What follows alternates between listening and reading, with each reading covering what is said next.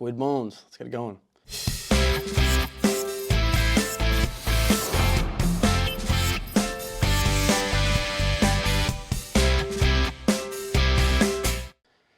All right, hello everybody, and welcome to the BVSA Sports Show. I'm your host, Frank Rampin, and today it's just going to be a solo episode. The first solo episode of the podcast. We got a new little setup here. Got some sports memorabilia in the background. We got a nice little bobblehead set up here, and yeah, we're gonna get this one going. So today we got our past week recap, like we're gonna do every week for you. We're gonna go over the All-Star selection and the Home Run Derby participants that we know of so far, 6 out of the 8. And then we're going to talk about the MLB standings again, like we did last time. So we'll jump right into it and get into our recap. And the first thing we got to talk about is a major event. And this happened about a week ago now. Actually, a week ago from today. Domingo Germán threw the 24th perfect game in MLB history. And we got a video of that, the last out of that game. It's been 3,969 days since the last perfect game thrown in the MLB. And in that time, there were 31 individual no-hitters as well as 9 combined no-nos. So that just tells you how rare a fact a perfect game is. That in that time, since the last perfect game, there's been 31 no-hitters by individuals and 9 combined ones. So 40 in total. Pretty crazy if you ask me. So that was the 4th perfect game thrown by a New York Yankee. That will make it the most by any team overall. They were tied with the Chicago White Sox with 3 apiece. They get ahead of them with 4. They had one thrown by Cone, one thrown by Don Larson, obviously, in the World Series in 1956. And the last one was, why am I blanking right now? Oh, David Wells, sorry. All right, so the A's become the first team in MLB history to have thrown 2 perfect games. One was by Catfish Hunter in 1968, and the other was by Dallas Braden in 2010, and have also had 2 perfect games thrown against them. Obviously, Domingo Germán last weekend, and Cy Young, the Cy Young, threw the first ever recorded perfect game against the Oakland Athletics, or actually at that point, the Philadelphia Athletics in 1904. Pretty crazy stuff. So it was the first perfect game in 11 years since Felix Hernandez did it in 2012 for the Seattle Mariners. And as I mentioned before, Dallas Braden threw a perfect game, and Dallas Braden was on the call for NBC Sports California, the A's broadcast, making it the first time in history anybody has thrown a perfect game and also called one in the broadcast booth. So Dallas, pretty cool right there. This is the 3rd time a perfect game was thrown in the Oakland Coliseum, tying it with the old Yankee Stadium for the most perfect games thrown in one venue ever in MLB history. Most runs scored by a team throwing a perfect game as the Yankees shut out the A's 11-0. And it was 99 pitches thrown by Germán in that game, making it a Maddox game. So a Maddox perfecto, which is the first Maddox perfecto since Philip Umber, which was the first of those 3 perfect games that happened in 2012. And interestingly, 51 of Germán's 99 pitches were curveballs, and he finished the game with 9 strikeouts. And crazy enough, with so many great Dominican-born players and pitchers over the years, Pedro Martinez is the first one that comes to my mind. It's the first no-hitter of any kind thrown by a Dominican-born player. So pretty great for that, pretty crazy. And another crazy fact, before the game, the A's had the longest active streak in the major leagues without getting no-hit. They hadn't been no-hit since July 13th of 1991, and they come up and get perfect game thrown against them. So that shows you how the A's season is going. That's another just crazy thing going on. So a lot of crazy facts about that perfect game. First one in 11 years, a long, long time coming. It was the 2nd longest drought in between perfect games ever. So pretty crazy stuff there. So another crazy thing that just happened this week. Feels like we have to talk about this, but it's just inevitable. Shohei Ohtani, the inevitable Shohei Ohtani, had another unprecedented week, even for his standards. He had 6 home runs in the week to cap off a 15 home run June, which is, let me put that 15 home run June in perspective.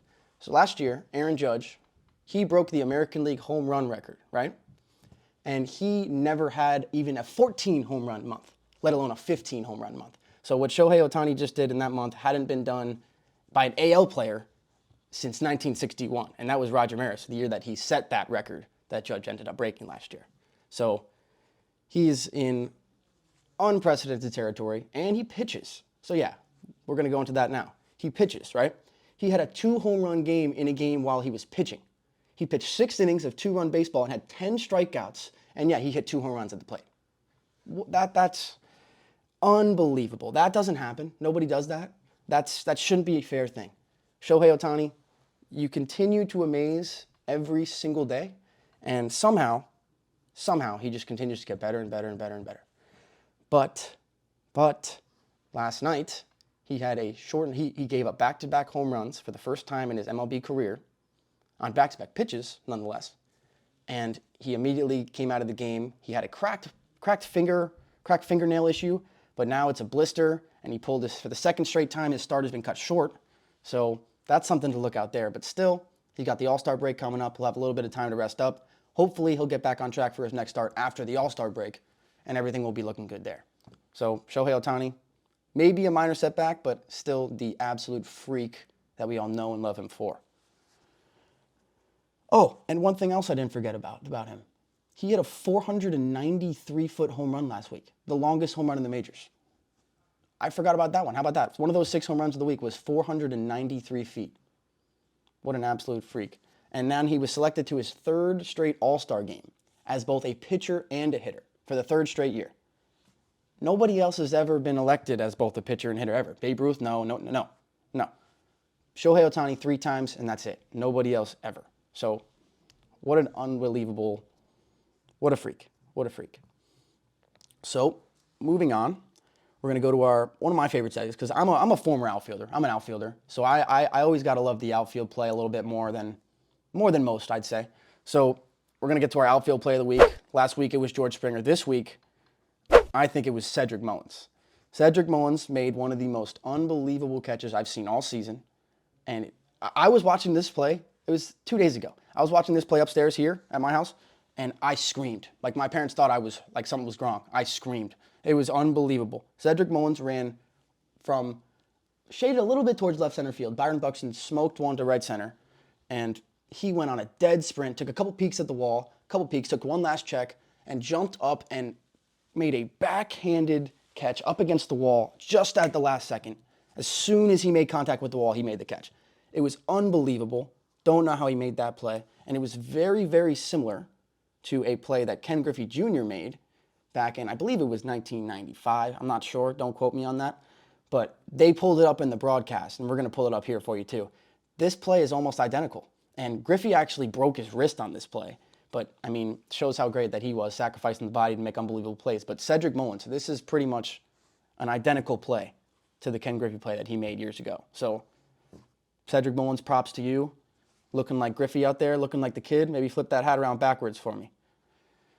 All right, so there it is for our weekly recap. And now we're going to move into the All-Star Weekend segment. All right? So the first thing I got in this All-Star Weekend segment for us is the Home Run Derby. So far, we know of 6 of the 8 Home Run Derby participants. Right now, we know that Pete Alonso is going to be in it. He announced that on Sunday Night Baseball last weekend. Adley Rutschman is going to be in it in his first All-Star appearance. Mookie Betts is going to be appearing in it, his first Home Run Derby appearance, and I believe his 10th or 8th All-Star game. He's always there. Randy Arozarena is going to be in his first Home Run Derby. Vladdy is going to be in his second Home Run Derby. And Julio Rodriguez is also going to be in his second Home Run Derby. So a lot of big names, a lot of superstars, and a lot of first-name guys, mostly first-name guys and a couple returners. And Pete Alonso, obviously, is a 2-time champion, so he is a force to look out for. And he's trying to be the first 3-time Derby champion since Ken Griffey Jr., and that would only make him the second ever. So him and Ken Griffey would be the only 2. Right now, it's only Ken Griffey Jr., Pete Alonso trying to tie him up. A lot of Ken Griffey Jr. talk today. Still, the kid is very relevant in today's game. So with those participants in mind, hopefully the next 2 will be released within the next couple of days, because actually yesterday they announced that Adley was going to be in it to everyone. I did not know that until yesterday. So with all those names in mind and the baseball that I've watched this season, I'm going to make a winner prediction. And this might be somewhat of a surprise to somebody, but I don't know. If you've been watching this guy play, I don't know. I think this guy's a very sneaky favorite for me. Obviously, you got Pete Alonso, you got Vladdy, you got 2 big name, big guy, big boppers. But my money is going to go on Mookie Betts. I think Mookie's going to take it home. Mookie has been hitting home runs this year at a crazy pace. Every time I turn on the Dodgers, I feel like Mookie's hitting a leadoff home run. It's unreal. It really is. So I think Mookie's going to surprise some people in this home run derby. I really do. I've seen Mookie take BP one time when I saw the Dodgers play last season, and it was pretty impressive. But he was focusing more on the opposite field. But I want to see him really turn it on for a BP round. We'll see what happens there. But I got Mookie Betts winning the home run derby. And if Mookie Betts wins the home run derby, he will tie Miguel Tejada as the shortest player to win the home run derby. So another cool fact in there. And I'm always for the short guy. So Mookie Betts, bring one home for me, bro. How about it?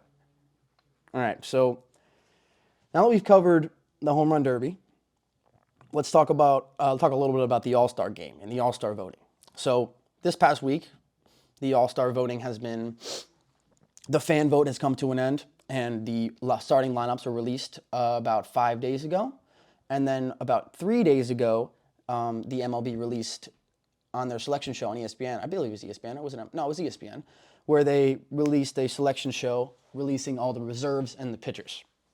So let's go over the starting lineups first, and then we'll get into reserves and then the pitchers also. So we'll start with the AL. The AL starting catcher is going to be Jonah Heim from the Texas Rangers. So Jonah Heim, this is going to be his first All-Star selection. And Jonah Heim's having a very good year. Switch hitting catcher. If you don't know of him, watch him. He's been very exciting this year. Interesting thing about Jonah Heim. He and the opposing All-Star starter catcher, Sean Murphy, who we'll get to in a little bit, were both former Oakland Athletics. They were both the 1 and 2 catchers for the Oakland Athletics at the same time, on the same team. And now they're both starting, opposing each other in the All-Star game. So in 2019, that was our 1-2. Think about that for a minute. That's just, John Fisher, that's for you, dude. Just think about that. I hope you watch this All-Star game and see all your guys out here. Bum. But I think that's pretty crazy. Good for Jonah Heim. I'm very happy for him. He's having a great season. So now we'll move into first base, Yandy Diaz of the hottest team in baseball. Maybe not as of late, but throughout the course of the year, the Rays. This will be Yandy's first All-Star selection, and Yandy, as of today, he is second in the AL in batting average. Then we'll move on to second base, Marcus Semien. This will be Marcus's second All-Star selection. Another former Oakland Athletic here. Another Texas Ranger now, too. This is the second of 4 Texas Rangers to be in the starting lineup here for the American League. So another impressive player. Marcus Semien has been arguably the best second baseman in the league ever since he got traded away from Oakland, because when he was in Oakland, he was a shortstop. When he left Oakland, he went to Toronto and hit 46, I think, home runs. Broke the record for the most home runs by a primary second baseman, because they moved him over there. And he's been playing second base ever since, and he's arguably been the best second baseman in the league since then. He's been third in AL MVP voting twice, and he has over 100 hits this season. So, Marcus, keep up the good work, and congrats on I think this is his first start in the All-Star game, so congrats on that. Another Texas Ranger here at third base, Josh Young. This is his first All-Star selection, as it is his rookie year. And this will be the first time ever that both the AL and the NL will have a rookie starting in the All-Star game, as Josh Young is the starting third baseman in the AL, and we'll get to the National League later, but Corbin Carroll, another rookie himself, is having a great year. But Josh Young this season, as of today, he is hitting .274 with 17 bombs, 51 RBIs with an OPS over 800. So a very, very, very productive start, and he's playing a very, very Gold Glove caliber third base. He's very good out there. He looks like he's been in the league for 5 years. He is a very impressive rookie. So moving on to complete the infield is the fourth All-Star starter from the Texas Ranger, Corey Seager. This will be his fourth All-Star selection. And this season, he started the season on the IL, but ever since he's came back, he's been tearing the cover off the baseball. He's hitting .347 right now with 10 homers, 50 RBIs, and his OPS is over 1,000 right now. So he's doing real well. Corey Seager's been keeping it up. He had almost a little bit of a down year for him last year, kind of like a scenery change thing, maybe, but now he's coming back like nothing changed. And then we'll move to the outfield. 2 of the outfielders in the American League are inactive due to injury. I'm sure you can guess the 2. Mike Trout, 2 nights ago, broke his hamate bone, in his left hand, so he's going to be out for 4 to 8 weeks. That's a tough blow for the Angels, as they are kind of struggling right now, and they need him to continue to do what he does. But he's not going to be available for the All-Star game, as he was an elected starter. This was his 11th All-Star selection in his 12th full season, so that just shows you how unbelievable Mike Trout has been throughout his entire career. So yeah, he's just going to miss 6 to 8 weeks. Hopefully he'll be back soon. Hopefully he'll be back in that Angels lineup. And he's set to be injured for his 3rd straight All-Star game, which is just unfortunate for baseball fans. Mike Trout's been dealing with the injury bug for years now, and it's unfortunate for the league and for fans and everybody, honestly, because you want to see Mike Trout out there. Moving to another outfielder who's going to be inactive due to injury, Aaron Judge.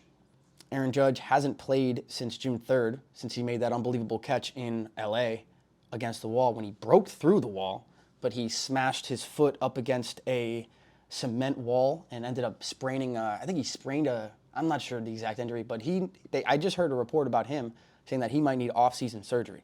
So he's not going to get it yet, but hopefully he'll be back soon. This is Judge's 5th All-Star selection, but obviously he's not going to be active to play.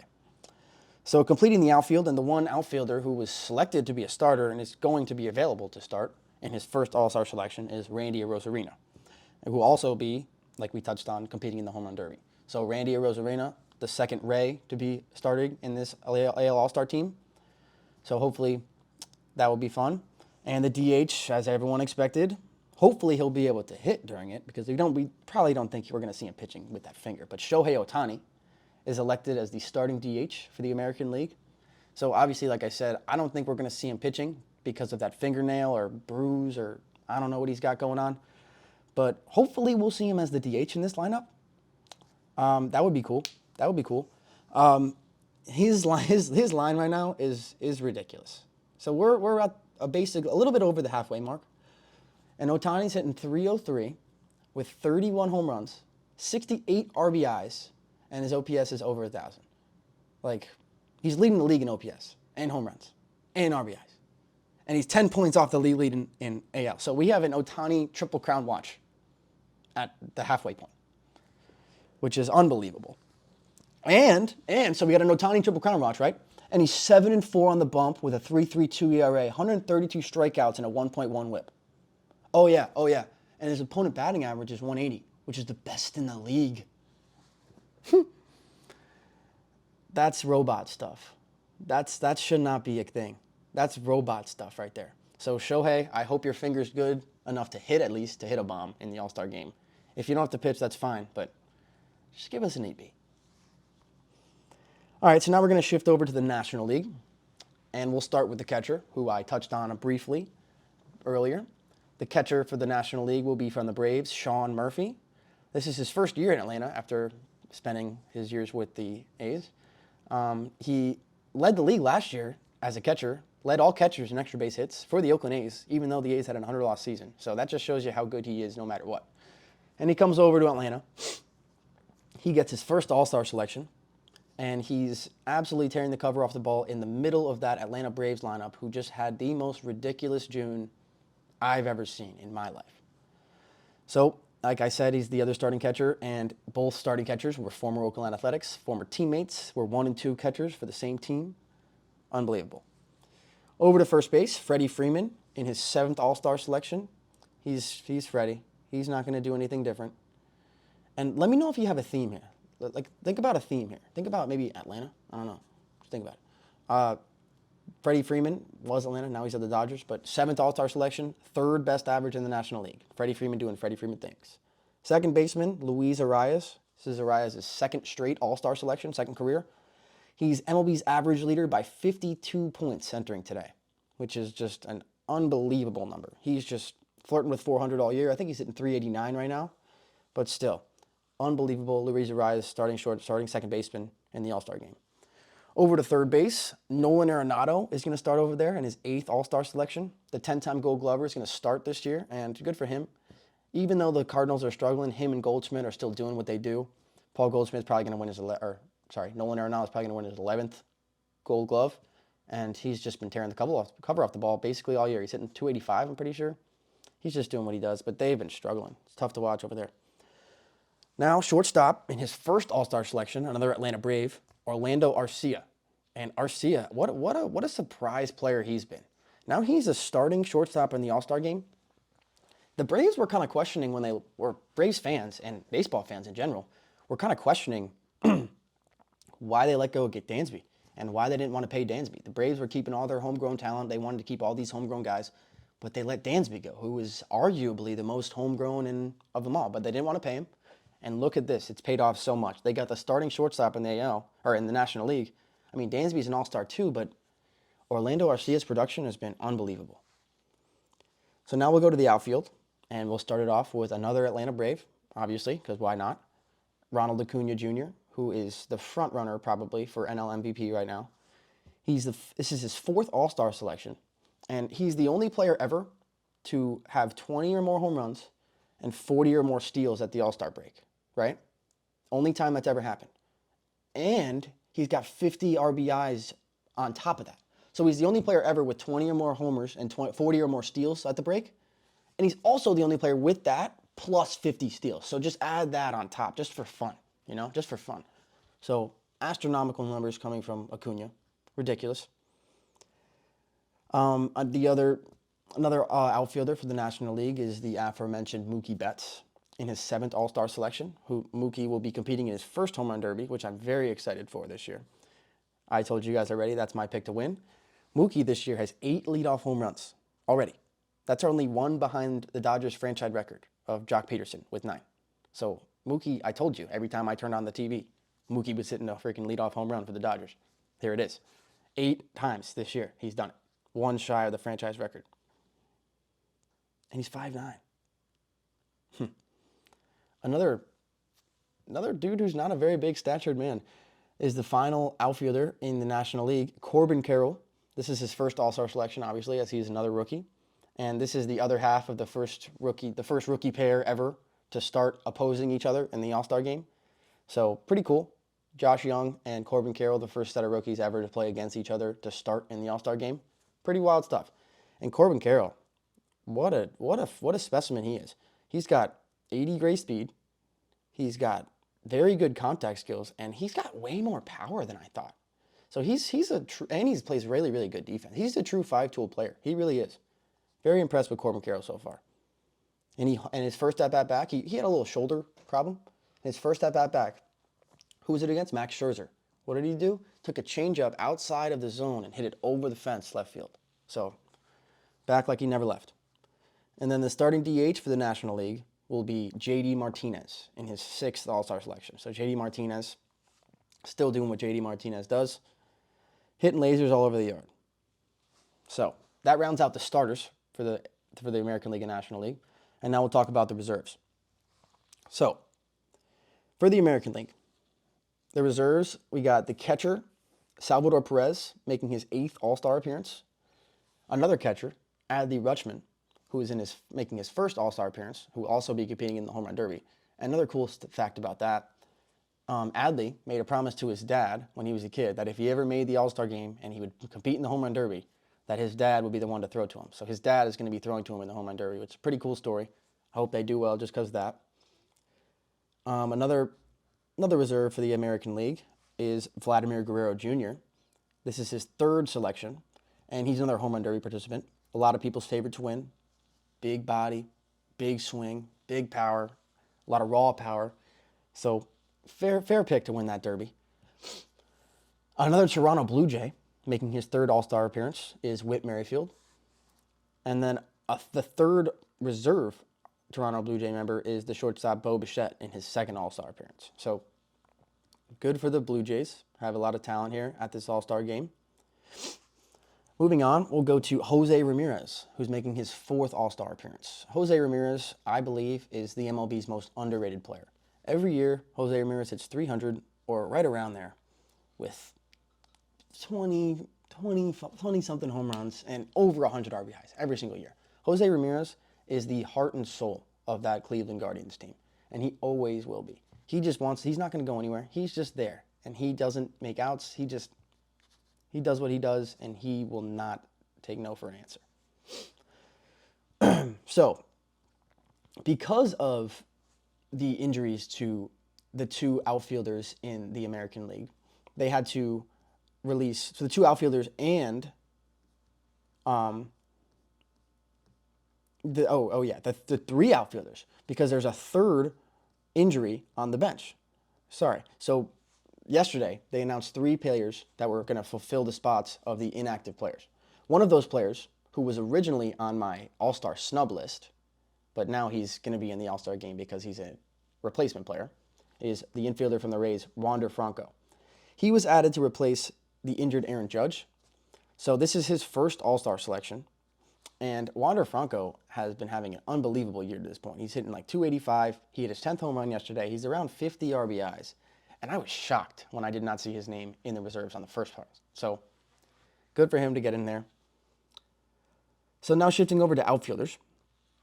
Luis Robert Jr. is making his first All-Star selection from the Chicago White Sox. Having a very solid season. He had a 3-run home run last night off Chris Bassett to put them up 3-2. We ended up losing that game, but he did everything he could to help them win.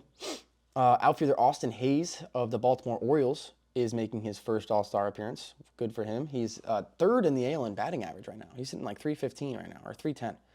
Great season so far. He actually did get hurt. I'm not sure if he came out of a game a couple days ago when he had a collision at first base. So hopefully he's not out for too long, but that was the last I saw for him. And the other outfielder in the American League that is inactive due to injury is Yordan Alvarez of the Houston Astros. This is his second All-Star selection, and Yordan, he's been out for about a month now.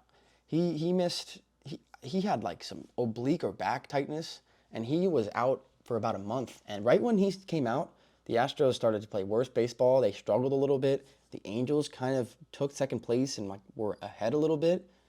Now the Astros have started to come back and play better baseball, and now they've taken the Angels out. The Angels have struggled over the past 2 weeks, so Astros have taken second place back. But now Yordan is eyeing a return. So with the Astros playing better baseball and Yordan thinking about coming back, danger in Houston, I think. Another outfielder in his second All-Star selection, staying in the American League West, this time just for the Texas Rangers, Adolis Garcia, who's having a great year. So many Texas Rangers are having a great year, so we'll see a lot of names of that on this list. Another replacement player who was added as a replacement for Mike Trout is outfielder Kyle Tucker of the Houston Astros. This is his second All-Star selection. He's had a somewhat of an underwhelming performance after his last year's campaign and his postseason, but he still put himself in a spot to be right around All-Star worthy, and he's the replacement for Mike Trout. Another replacement for the American League, who will be replacing Yordan Alvarez, is the outfielder Julio Rodriguez, the hometown player, as the All-Star game will be hosted in Seattle this year. So Julio is going to be in the All-Star game now, and he's also going to be in the Home Run Derby. I think it was announced that he was going to be in the Home Run Derby before the All-Star game, which is kind of interesting. And the final player in the American League Reserves is the one and only member of the Oakland Athletics, R1 representative for my team, the Oakland Athletics, in his first All-Star game, or the DH, voted by the players, Brent Rooker. So great job by Brent. I hope he gets in there and gets a couple ABs, maybe 2. Hopefully he gets a knock in there. So Brent, nice job, dude.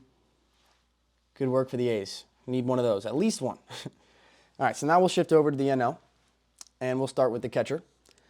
Will Smith, this will be his first All-Star selection. He's been having a great year. He had a great year last year. Not enough for an All-Star, but good job for Will Smith to get an All-Star game this year. Another catcher for the Rockies, Elias Diaz. He has been hitting real well this year. He's been very good for the Rockies this year. Even though the Rockies have been struggling, he has been very, very solid. So we're back to the National League, and we're back to the Braves. And we're back to another former Oakland Athletic. Matt Olson will be making his second All-Star selection. He made his first one when he was part of the A's, and he competed in the Home Run Derby that year. So maybe he'll do it again, because he is got 28 home runs already before the break, and there's about 5 games left before the break. So maybe he can get to 30 before the All-Star break happens. And if he gets to 30, I don't know, Matty, get in that thing. Right here. All right, so we're going to stay with the Braves, obviously, because they're so good, and that's what they do. They just produce all-stars, and they keep them on their team, and they just keep them coming. Never stops. Ozzie Albies, his third all-star selection. Last night, actually, he hit a game-tying home run in the 9th inning off of another all-star we'll get to later, the closer for the Guardians, Emmanuel Clase. He tied the game in the 9th inning. However, it was not enough to get the win because the Guardians ended up walking them off in the 11th inning, or the 10th inning. Sorry about that. And of course, we're going to stay right here with the Braves as the third baseman, Austin Riley, will be making his second All-Star appearance. And we'll stay with the Braves theme, I guess, as Dansby Swanson is also making his second career All-Star appearance. But now he plays for the Cubs, obviously. Infielder Pete Alonso will be making his third All-Star appearance. And he will also participate in his fourth home run derby. And as I said before, he's a two-time home run derby champion. And he's looking to join Ken Griffey Jr. as the only player to win 3 home run derbies. So get ready for that next Tuesday. And then we'll move over to the outfield as Lourdes Gurriel Jr. of the Diamondbacks, who's having a very, very good season, will be making his first career All-Star appearance for the Arizona Diamondbacks. So good for them. Good for him, having a good year. Nick Castellanos of the Philadelphia Phillies is making his second career All-Star appearance, and he's having a very good year himself, hitting over 300, having a very good year. Phillies are kind of hanging around there, fighting there in a tough division with that Braves team. And the Marlins, but we'll get to that later. Juan Soto is making his third career All-Star appearance.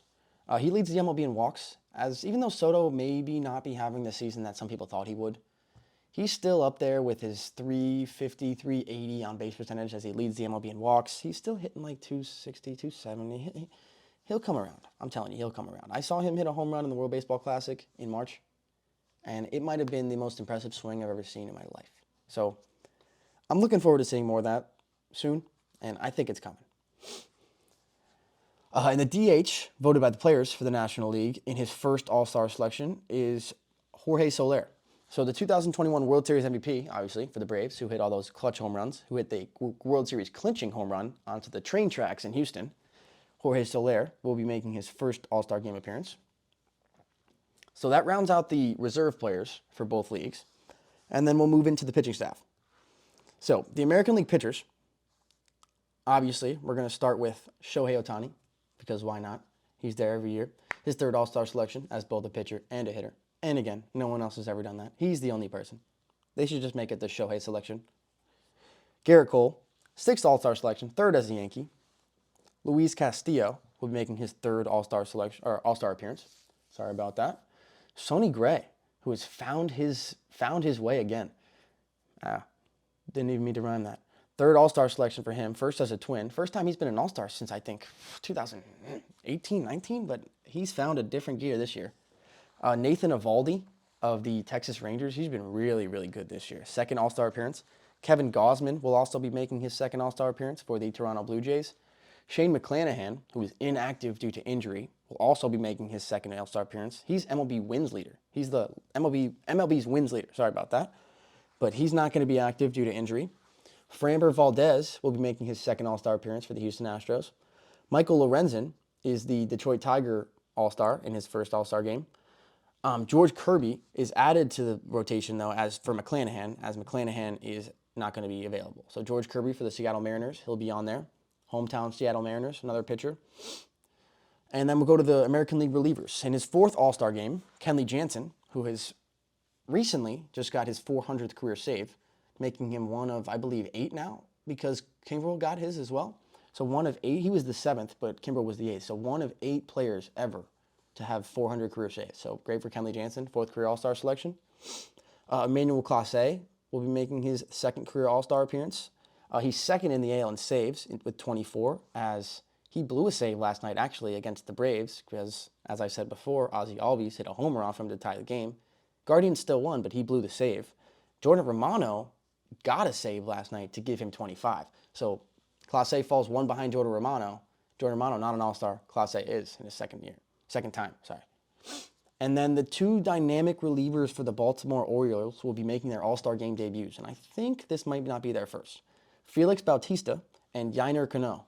2 of the most dynamic closers that I've seen or dynamic relief pitchers in a while. 1-2 punch that I've seen in a long time. Whenever Yainer Cano comes in and starts throwing from over here, those changeups like this, and then Felix Bautista comes in throwing 102 splitters like that, I don't know how you hit that. I don't know how you go against that at all. It's ridiculous. So those two unbelievable right-handers for the Orioles will be rounding out the American League pitching staff. So now we'll go to the National League. So the starting pitchers for the National League, we'll go with the first one, Zach Gallen, in his first All-Star game for the Diamondbacks. He's been having a great season. Recently a little bit shaky, but he's been having a great year. Spencer Strider's making his first All-Star game, as he was second in second in Rookie of the Year voting, in the National League. Runner-up to his teammate, Michael Harris Jr., and Strider this year is MLB strikeout leader. So he's at a very, very exciting pitcher to watch at this point. Another Atlanta Brave, too. And, of course, another Atlanta Brave, Bryce Elder, will be making his first All-Star selection. I don't think anybody really knew that name until about a month ago. He was pitching great, and then he never stopped. So learn the name Bryce Elder. He'll be making his first All-Star selection. I think that rounds out the Braves pitching staff, or Braves overall, but you never know. There might be another one hidden there. So Justin Steele will be making his first All-Star game. He's the MLB ERA leader, which is crazy. If you didn't know that, Justin Steele, MLB's ERA leader. Mitch Keller of the Pittsburgh Pirates in his first All-Star game. Josiah Gray of the Washington Nationals will be making his first All-Star game as well. And Clayton Kershaw, who is inactive due to a shoulder injury, is in his 10th All-Star game. And rounding out the starting pitching staff for the American League is Marcus Stroman in his second All-Star game, who leads the league in quality starts. So Marcus Stroman's been pitching real good this year for the Cubs, and he's going to be in an All-Star game for the second time. And we'll round this out with the relievers for the National League. Alexis Diaz, who's picking up for his brother Edwin, who's been hurt all year. First All-Star selection. He's tied for the NL lead in saves with 24. Josh Hader of the San Diego Padres in his fifth All-Star game. Devin Williams of the Milwaukee Brewers in his second All-Star game. Camilo Doval from San Francisco will be making his first All-Star game. And he's also tied with Alexis Diaz for the NL lead in saves, with 24. David Bednar will be the replacement for Clayton Kershaw, as Kershaw will be inactive. And this will be Bednar's second All-Star selection, his second consecutive for the Pittsburgh Pirates. So that'll round out the pitching staffs for both teams, as a lot of new faces are here. A lot of new faces on both teams. So my last segment that I have here for the All-Star game is the snubs. The first snub that I had, the one that I had biggest in highlights last night, was Wander Franco. And it was announced yesterday that Wander Franco is actually coming to the All-Star game to replace Mike Trout, or was it Aaron Judge? I'm not sure. But he's in it now, so that my top one's off the list. But there's still a couple ones there that I believe were somewhat overlooked here. So we'll talk about the first one, and this one's a little bit controversial because there might be a different reason just because of his play why he's not in this All-Star game. Hint, hint, hint. Fernando Tatis Jr. I mean, his numbers speak for themselves, and if you watch him play, he's just as electric as ever. He's got the two hardest outfield assists in the league this year. I think one of them was 100.1 or something like that, and the other one was 99. And he's hitting 281 with 16 home runs, 44 RBIs, and his OPS is over 860. And he didn't start playing until April 20th. So he missed about 2.5 weeks. So still, there is a big question mark over his head with the steroids thing and him getting suspended and how he just came back. And I think there's partially a reason that they don't want him the players don't want him in the All-Star game, which is, I've heard a lot of reports saying that, a lot of different things saying that, a lot of articles talking about that, and Manfred isn't going to do anything about it because he can't get on the bad side with the players, which I can understand. But I think that's a very interesting thing, that he's still doing what he always does. And he was the face of baseball before this. And now it's like he's kind of getting blacklisted. It's kind of funny. It's kind of interesting. Very interesting for me to say. All right, the second snub on here, this may be a little biased, but I don't know. I don't know how it can be. I am all for Brent Rooker. I love Brent Rooker. I think Brent Rooker is the A's best hitter, for sure. My dad watched 3 games, and Brent Rooker's the A's best hitter. He definitely is. Ryan Noda has the best at-bats, but Brent Rooker's the A's best hitter.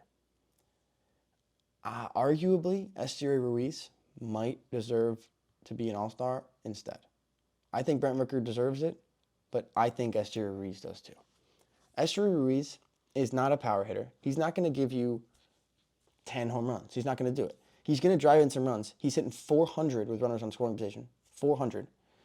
So here's his clip. He's hitting 255. He's got that one home run, his one career home run. He's got 33 RBIs, and his OPS is 635, right? But he's hitting 400 with runners in scoring position. He's driving in most of, like, a very good percentage of the A's runs. He's accounting for a lot of that offense. And oh wait, he's got 42 steals to lead the MLB. 42 steals. The All-Star break is 5 days away. Not even 5 days away, yeah. 42 steals. The MLB leader in steals last year had 41. He's got 42 before the break. Baseball is changing. They wanted baseball to change. This is what they wanted for baseball. And the dude who's doing it the most overall, who's also maybe impacting his team the most, isn't going to get overlooked. I don't think that should be a thing. I disagree there. Esther Ruiz, I think you should be in the All-Star game. I want to see you steal a base in the All-Star. When was the last time somebody stole a base in the All-Star game? I bet he would do it if he got on. All right, but moving on. We'll get out of Oakland. Got to touch Matty's head for good luck, though. Moving on, another snub that I think. Let me tell you this guy's numbers and tell me if you think he should be in the All-Star game. 285 batting average, 15 home runs, 44 RBIs, OPS of 867. My vote's yes. Ketel Marte. If that's the player you were thinking of, I don't think you were right. I don't believe you. Ketel Marte has been having a very, very underrated and under-the-radar season for that Diamondbacks team. That Diamondbacks team, Corbin Carroll's kind of getting all the credit, which deservedly so. He's been a very, very good asset for that team, and he's producing a lot. But Ketel Marte, look at those numbers. He's been producing arguably just as much. Maybe not to the extent of an all-star starter like Corbin Carroll, but definitely for an all-star game. I think Ketel Marte has been very overlooked this season, and he should definitely have gotten more consideration. Another player in the National League that I think was looked over is the center fielder for the Mets, Brandon Nimmo. Nimmo hit his batting average is 280 right now. He hit his 13th home run yesterday, got his 41st RBI, and his OPS is 841. And he's playing a very, very, very high-level defensive center field. Brandon Nimmo is a very good asset to that Mets team. Every game that the Mets win, which is not a lot recently, it seems to be because Brandon Nimmo drove in a run, hit a home run, made a play.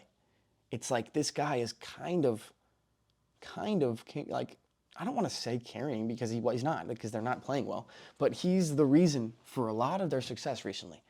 And I think he's been very overlooked. So we talked about 4 position players, and I think we need to talk about a couple pitchers who I think have been looked over.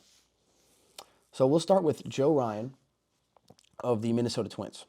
Joe Ryan, first of all, he just had, not his last start, the one before, he had the first complete game shutout by a Minnesota Twins pitcher since, I think, 2018, 5 years ago. So that's a pretty long time. That's a pretty big deal. Joe Ryan, he's got an 8-5 record right now. He's got a 3.42 ERA, 114 strikeouts, and a .98 whip. Joe Ryan been having a very, very good year. And there are some guys up there. I mean, I know the Tigers have to have a representative, but Joe Ryan, these numbers are blowing Michael Lorenzen under the water. Blowing them. Nothing wrong with Michael Lorenzen. He's very good. But Joe Ryan, tearing it up this year. And then the last player I have on my snub list had another gem of a start last night. Pitched unbelievable. I believe he went 6 scoreless, 5 2/3, something like that. And yet again, another former Oakland Athletic, Jesus Luzardo, who was traded for a rental Starling Marte for the 2019 season to the Marlins. And now he is the pitcher that all of the A's fans and all the A's executives thought that he would be. He's 7-5 now, got his 7th win last night. He dropped his ERA down to 3.32. He's got 120 strikeouts, and his whip is 1.16. And every time you watch him pitch, his stuff is electric. He throws 100 miles an hour from the left side, and he's got a sharp, sharp breaking ball. He's a very, very talented young pitcher, and I think that his season thus far has been overlooked. So that'll wrap up our All-Star Game segment with the snubs I have there. That'll wrap up my snubs, and then we'll move into the MLB Standings. So we got a little bit of things to talk about with the MLB Standings, as about a week and a half went by since we last talked. But not too many things are different. I took the same exact headlines from my last week for this one because they were great. not to brag. But so we'll start with the Central struggles again, as both the American League and the National League Central divisions have had a lot of trouble recently, except for really the Reds, honestly. And I guess you can say the Brewers, but they're kind of still shaky. But the Reds have been the hottest team in both the American League and the National League Central. But we'll start with the American League. So the Twins finally got above 500 yesterday, and they stay atop the AL Central by 1 game. So finally, the leader of the AL Central, which has been the Twins all year, gets above the hump, the 500 mark. Let's see how long it lasts. Probably not that long, but nice. Good for them. The Guardians really can't string together any substantial win streak. Like, I just see them win a couple, lose a couple, get walk off, like they did last night. Like, they need to get on a streak. Like, this isn't really... Last year, I was scared of the Guardians in the playoffs. I thought that they were going to be good in the postseason. And they kind of didn't. They didn't do great against the Yankees. In that Yankee series, they lost to the Yankees. But now, like, they kind of look like a different team. And I thought they were going to take a step forward this year. But they took a big step back, and it's kind of surprising. I'm not really sure what to think about it. So, the Reds lead the Brewers by 1 game atop the NL Central, flipping to the NL Central now. And because the Brewers lost yesterday. The Brewers were on a 3-game win streak, and they lost a crazy game to the Cubs yesterday, where Ian Happ threw up 2 runners at the plate in extra innings, and one of them was on a double play to end the game. Great plays by Ian Happ, and so that keeps the Reds, because the Reds won yesterday. The Reds take that 1-game lead. Starting this Friday, the Reds and the Brewers are playing a 3-game set. So that's a very important series for both teams heading into the All-Star break. So basically, whoever wins that series is going to be leading the NL Central going into the break. So you're going to want to win that series. You're going to want to tune in, because Ellie De La Cruz last night continues to push those baby Reds to play great baseball. They have 3 wins in a row now.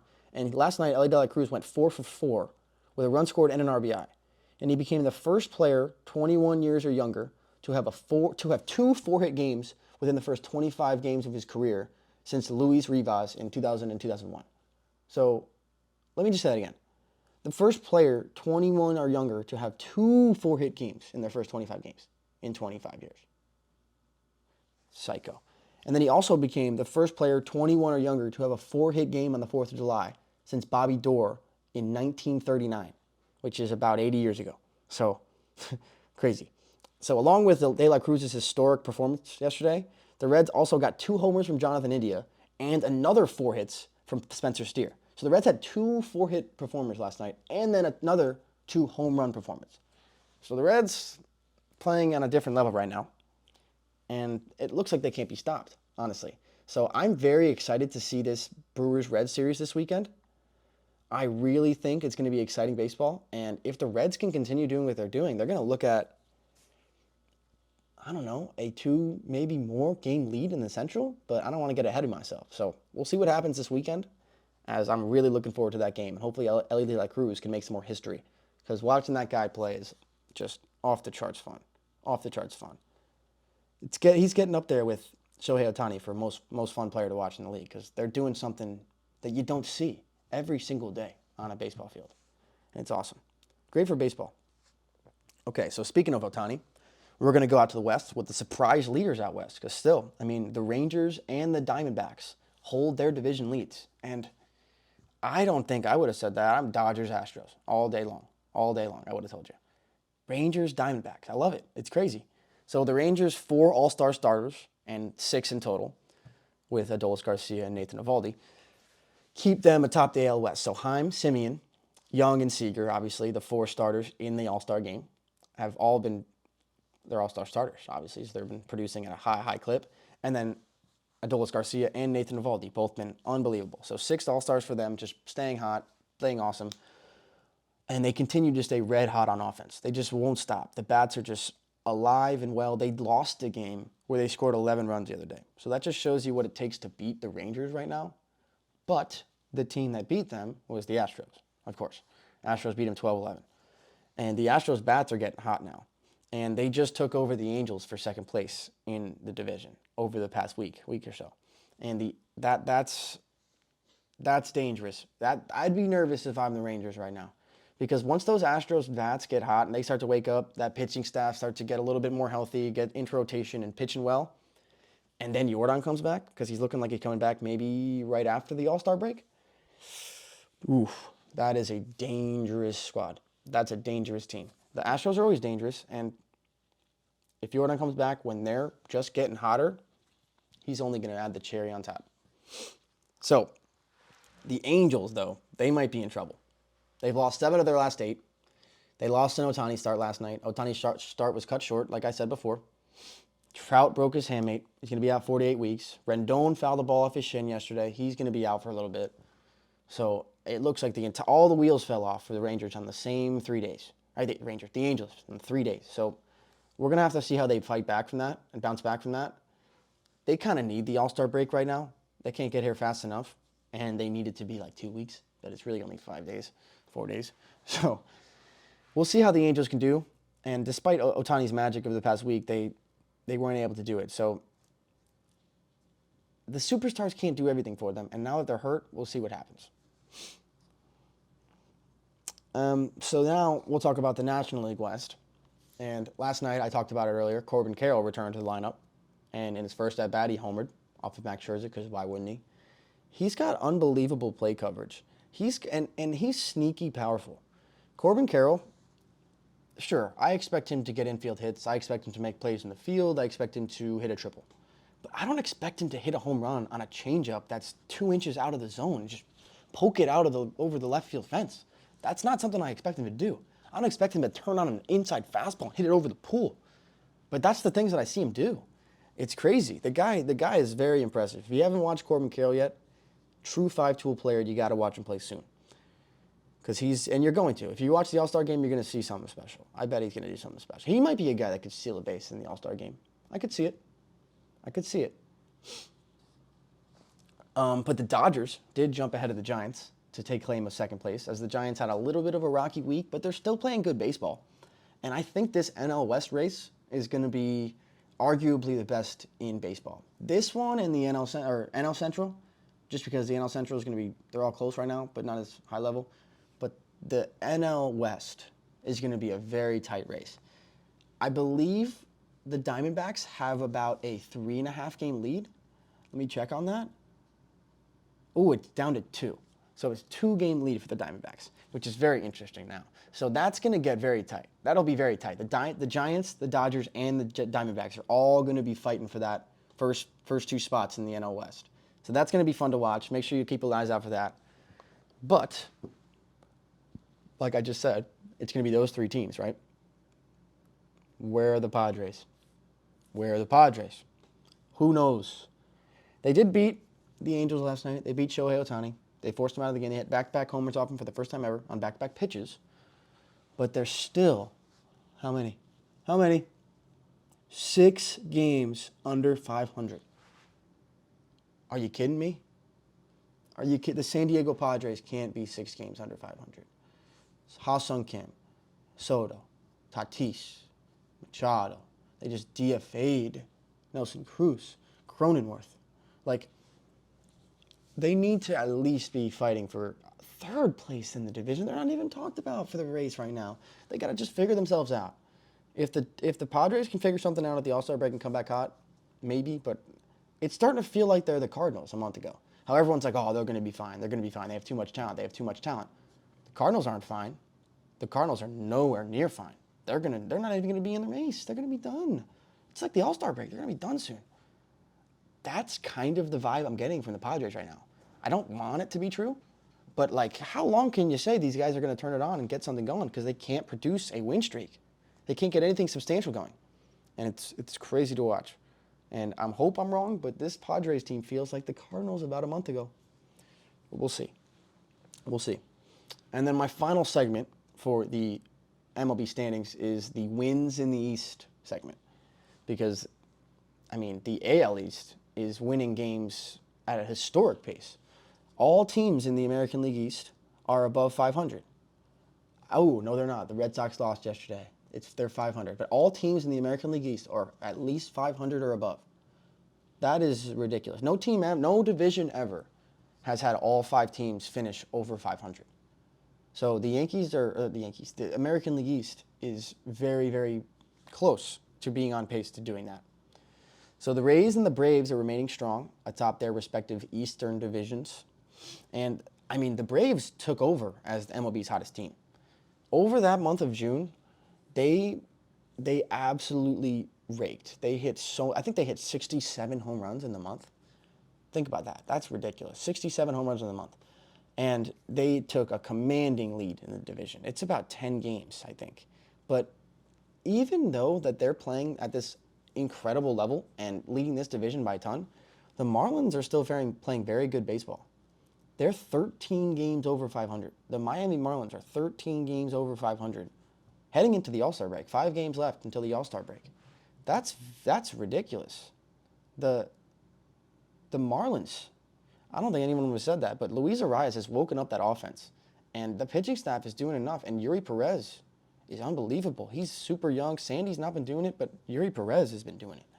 He's younger than me by 3 years. He was born in 2 years. He was born in 2003. 2003 he was born. Crazy.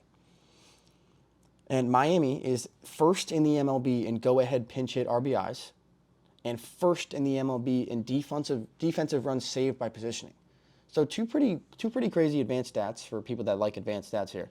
First in go-ahead pinch hit RBIs and first in defensive runs saved by positioning. So that's good coaching there. Knowing when to plug your guys in and put a guy in the right spot to get a clutch hit. They've been doing that better than anyone else in the league. And knowing where to put your guys in a clutch situation to get outs. They're doing that better than everyone else in the league. So pretty impressive stuff by the Marlins as they continue to play really, really good baseball. And maybe, just maybe, they could hang around with the Braves. But I don't know. We'll see. That Braves team looks unstoppable right now.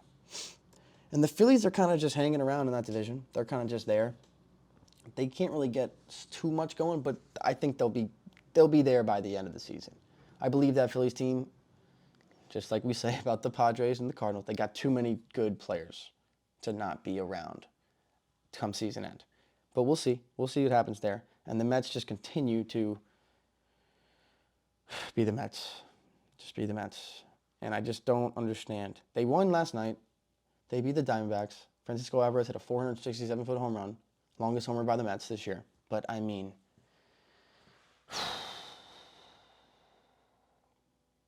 gosh, they got to get something going because it's bad. The Mets are 7 games under. 7 games under. 18 games back of the Braves. That's insane. That can't be. Oh, I thought that we're getting close here. Mets might be done soon. Getting close. We're getting to the brink. Unless they do something insane. And it looks like the theme of baseball this year, especially with the Mets. Now we talk about the Mets. It's expensive teams are not that good. I mean, I don't know. I don't know what you want me to say. The Yankees, they had a very big struggle in June. The Mets had a very big struggle in June. The Dodgers, I don't know. Look at the Rays. Look at D-backs. I don't know. It's just weird. It's just weird. The Orioles are struggling a little bit, but look at them. Look at them. And Toronto and Boston, they can't keep it together. So we'll see how the rest of these division matchups shape out before the division ends, or before the first half of the season ends. But, I mean, so far, it's been a very eventful, very surprising year with a lot of interesting division leaders, a lot of very interesting teams not being in the race. And we'll see if that continues or without after this All-Star break. So we'll see who wins this All-Star game, as the American League has, I think, a 9 years in a row the American League won. So we'll see what happens there. And the All-Star, or the Home Run Derby, Tuesday night, tune into that. Mookie Betts. I think Mookie Betts is going to take it home, but we'll see. Will Pete Alonso become the second person ever to win 3? Who knows? We're going to see soon. But that'll be about it for us. That's all we got. You can follow me at Framp_4 on Twitter. And make sure to follow the BVSA Sports Academy on Instagram, Twitter, and TikTok. And check out the website at bvacademy.com. Thank you so much for tuning in. And tune in to the next episode. Thank you. Peace out.